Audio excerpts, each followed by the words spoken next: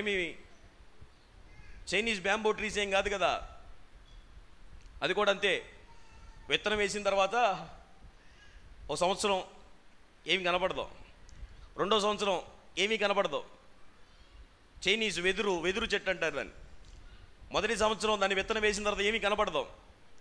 జనం అందరూ అనుకుంటారు ఏం కనపడతలేదురా, నీళ్లు పెడుతున్నాడు, పద్దాగా పెడుతున్నాడు కానీ ఏం ఫలితం లేదు. సరే రెండో సంవత్సరం ఏమైనా ఫలితం ఉంటుందంటే రెండో సంవత్సరం కూడా ఏం ఫలితం ఉండదు చైనీస్ బ్యాంబూ ట్రీ. సరే మూడో సంవత్సరం కూడా రైతు నీళ్లు పెడతానే ఉంటాడు, మొక్క కానీ దాని ఆనవాళ్ళు కానీ దానికి కొంచెం చిగురు కూడా ఏం కనపడదు, అలాగే ఉంటుంది. భూమి ఎలా ఉంటుందో అలాగే ఉంటుంది అంతే. నాలుగో సంవత్సరం కూడా నీళ్లు పెడతాడు, ఏమి ఉండదు వ్యవహారం. ఐదో సంవత్సరంకి వచ్చేసరికి కొంచెం చిగురు వస్తుంది.